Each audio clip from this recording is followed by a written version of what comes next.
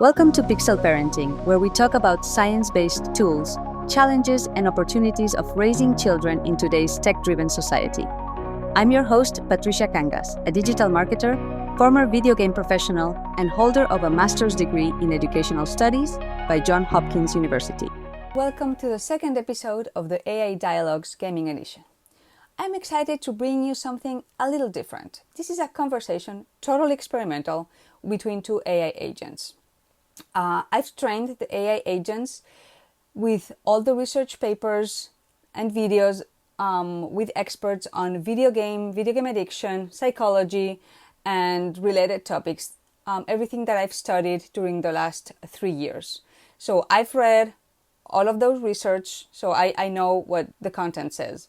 I wanted to do this test because I think that sometimes translating research into digestible content is hard, and I wanted to see what they did. And honestly, I'm very happy with what they've done. This is not the first iteration, so I've created many prompts and listened to 6 or 7 conversations that they've had, and I've chosen this one as the most relevant, truthful, and insightful. So I've made sure everything that they say, it's actually backed by the research and they didn't hallucinate.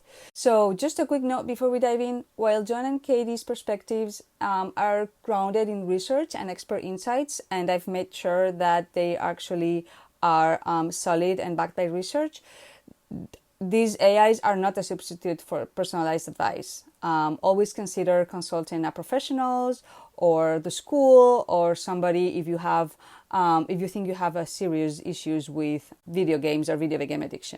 So here they are. I've named the AIs John and Katie for no specific reason, and they will debate, collaborate, and maybe even surprise each other and us humans with their insights. So sit back and join us for this unique AI-led conversation.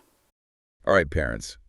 Welcome to our deep dive. This time, it's all about video games. Yeah, video games and your kids. Exactly. And I know a lot of parents have mixed feelings about this. Definitely. Like, we hear you, we get it, screen time worries, it's a thing. But what if some games could actually help our kids learn? Yeah, what if they're like secretly leveling up some serious brain skills while they're playing? I like that. And that's what we're going to deep dive into today. Yeah, we've got some fascinating research. We do? That really challenges the idea that all video games are just mindless entertainment. Yeah, I mean, we've all been there, right? Telling our kids to get off the screen, their brains are going to turn to mush. But right. The research is showing us it's not that simple. It's way more nuanced than that. And some games can actually have a positive impact, and not just in the game itself. So not all screen time is created equal. Exactly. But like, there are so many different types of games. How do we even begin to understand all this? Well, that's where understanding game genres comes in. It's kind of like choosing books for your kid. Okay, I like that analogy. You wouldn't just grab any random book off the shelf, right? Right. You think about, their age, their interests, and what you hope they'll get out of reading it. Right. Same goes for video games. So how do we start sorting through all these different genres?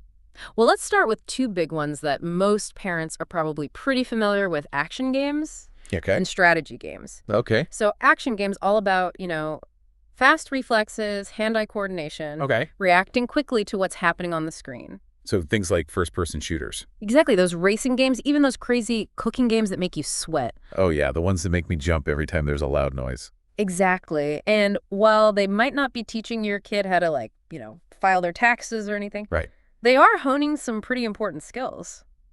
Research shows that action games can actually improve reaction time, hand-eye coordination, even specific aspects of visual attention. So it's like a workout for their reflexes. You could say that, yeah, but there's a catch. Action games don't often require a lot of planning or strategic thinking. Okay. Or, those executive function skills that we hear so much about. Right. Help kids manage their impulses and make thoughtful decisions. So lots of action, not so much strategy. Yeah, basically. Okay, that makes sense. Yeah. What about strategy games? Then those always seemed a bit more, brainy, I guess. Yeah, strategy games are all about thinking ahead, weighing options, making decisions that have consequences down the line. So like chess. Yeah, like chess, exactly. Or those civilization games where you're building empires. Okay. They challenge players to really plan, predict, and adapt just like we have to do in real life. So less about twitch reflexes and more about really using your noggin. Exactly. And research suggests that these strategy games can be a powerful tool for developing self-regulation skills. Really? Yeah. One study even found that people who regularly played strategy games showed better self-control in other areas of their lives. Wow. Yeah, like resisting tempting snacks or staying focused on a task even when it's boring. That's impressive. So how does that actually play out in the game? What makes them so good for self-regulation?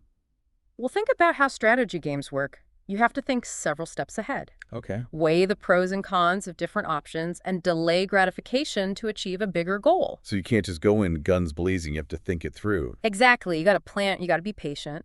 And Yeah. this actually ties into a crucial element of how our brains learn and stay motivated, dopamine. Ooh, dopamine. Now we're getting into brain chemistry. It's all connected. Dopamine is often called the reward chemical Okay. because it's released in our brains when we do things that feel good or help us survive. Okay. And it plays a huge role in how we learn, how we form habits, Gotcha. and how we stay motivated. So how does dopamine fit into this whole action versus strategy game discussion? Well, different game genres kind of tug on our dopamine strings in different ways. Okay. Let's start with action games. They tend to deliver those dopamine hits in quick bursts. Okay. You get points for every enemy. You defeat every obstacle you overcome. Okay. It's like a constant stream of mini rewards. Like a dopamine slot machine. That's a great way to put it. And while that can be fun and engaging in the moment, Right. research suggests that this constant rapid-fire dopamine release might not be the best for developing long-term focus or self-control. So action games might give you those instant gratification feels, but strategy games are more like the slow burn. Exactly, because the rewards in strategy games are often delayed and tied to long-term planning. Okay. The dopamine release is more gradual and linked to a sense of accomplishment. So it's the difference between the sugar rush of a candy bar Yeah, and the satisfaction of baking a cake from scratch. exactly. You got it. Now that you mention it, I do feel a lot more proud of myself after successfully executing a complex plan in a strategy game than I do after, say, mowing down a horde of zombies. Uh-huh. That's your dopamine system telling you that you've achieved something meaningful. And that feeling of accomplishment is a powerful motivator, and it reinforces those self-regulation skills we were talking about earlier. So it's not just about the amount of screen time. It's about understanding how those different game genres can actually shape how our kids' brains work and how they learn. You gotta admit, that's about quality, not just quantity. I like that this is really eye-opening, Yeah. but it also makes me wonder if dopamine is so central to gaming, how does this relate to the potential for video game addiction? That's a great question, and one we definitely need to address. Because that's a big concern for a lot of us parents. Absolutely. So let's dive into that next. So we've talked about, the dopamine, the skill building, but let's get to the part that I think keeps a lot of parents up at night, the A-word addiction. Yeah, it's a valid concern, and understanding how dopamine fuels motivation in gaming can really help us understand, why some kids might struggle to find that balance. Okay, but isn't it oversimplifying to just say, like, dopamine equals addiction? I mean, my kid gets excited over a new toy. Doesn't mean they're addicted to it. Right. You're absolutely right. It's way more complex than that. Think of it this way. Our brains have evolved to seek out rewarding experiences, right? Okay. Dopamine reinforces those behaviors, makes us want to repeat them. Makes sense. That's how we learn form habits, even find food and mates. So dopamine itself isn't the problem. It's when that system kind of gets out of whack. Exactly. Video games, especially those that are designed with these really engaging reward loops, they tap into this ancient system. Right. But just like some folks can, enjoy a glass of wine without developing a dependence, many kids can play games without it becoming an issue. Okay, that's reassuring. Yeah. But what makes some kids more vulnerable then to kind of crossing that line from enjoyment to addiction? Well, there are a few factors at play. First, individual differences matter. Okay. Some personality traits like impulsivity, a strong need for novelty, or difficulty regulating emotions can increase the risk. It's not about blaming the child, but understanding their unique wiring. So it's like some kids' brakes are a bit weaker when it comes to impulse control. Yeah, you could say that it's not just willpower. There's brain chemistry involved. Right. And then there's the broader context of the child's life.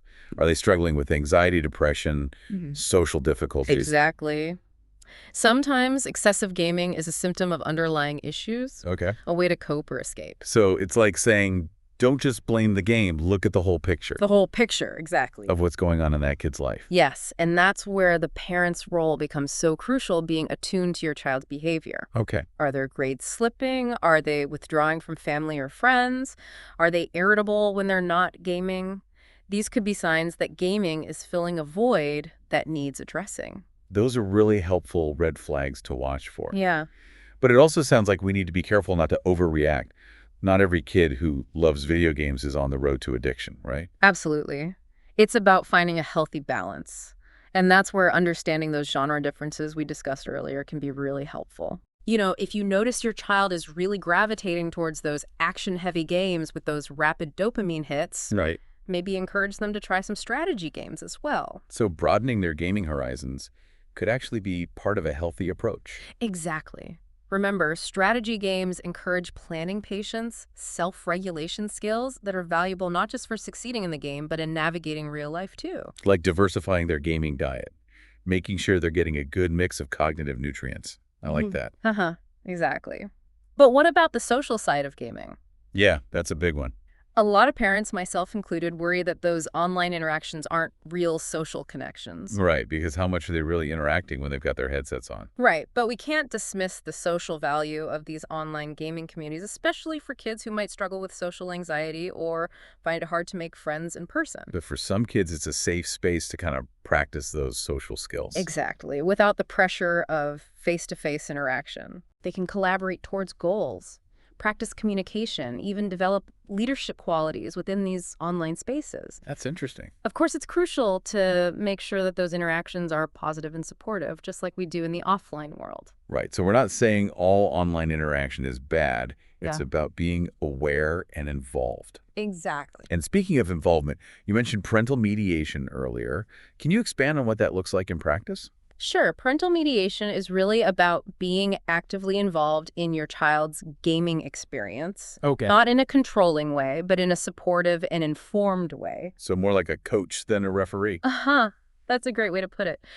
It starts with choosing games that align with your family's values and that are age appropriate. Right. Then engage in conversations about the content. Okay. Ask them what they enjoy, what challenges them, what they're learning, and most importantly, co-play with them whenever possible. So stepping into their world instead of just trying to shut it down. Exactly. And don't forget to set clear limits around screen time, just as you would with any other activity. Right. Gaming should be part of a balanced life alongside physical activity time with family and friends and schoolwork.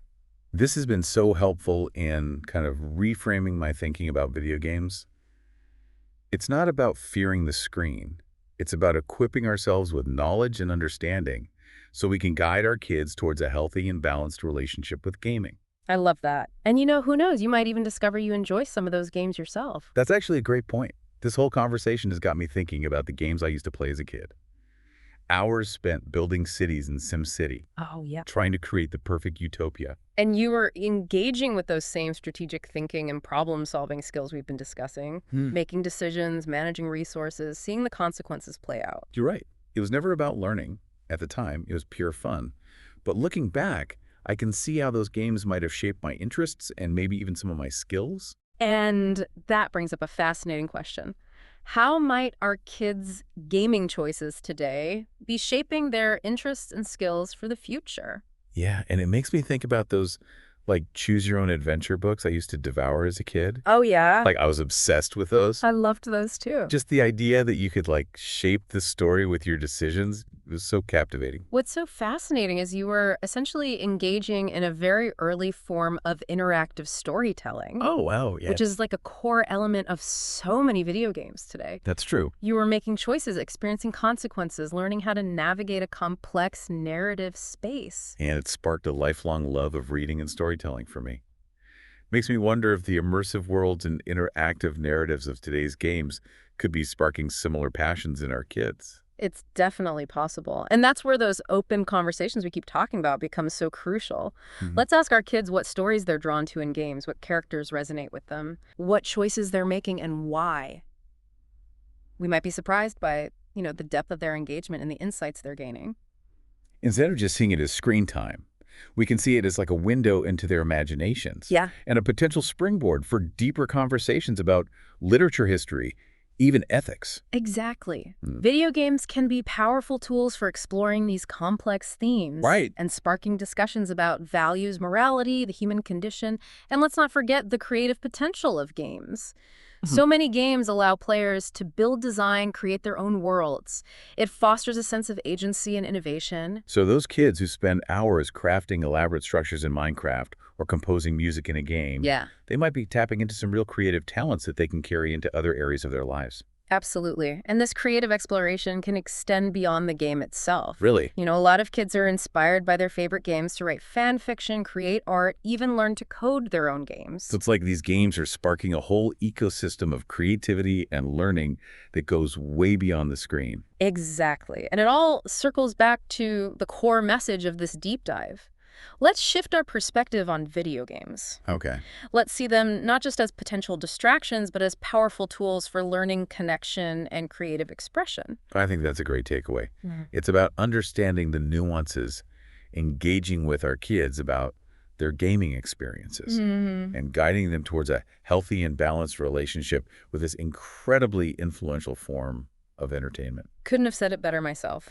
This deep dive has really highlighted the importance of bridging that gap between the world of video games and the world of parenting. Yeah. It's about seeing those screens not as a threat, but as an opportunity for connection, understanding, and maybe even a little shared fun. I think we've given our listeners a lot to think about today, and hopefully we've empowered them to approach this topic with more curiosity and a lot less judgment. Absolutely. Remember, it's about meeting our kids where they are in those virtual worlds they're so passionate about. Exactly. And you never know, we might even level up our own understanding of their world along the way. Thanks for joining us on this deep dive into the world of video games. Until next time, happy gaming. So that was it for the AA Dialogues Gaming Edition. Remember, there was a conversation between two AAs, John and Katie. They were trained on real research and experts' opinions. If you found it interesting or there's another topic you would like us to cover, please leave any comments, feedback in the comment section. If you liked the podcast, please rate us.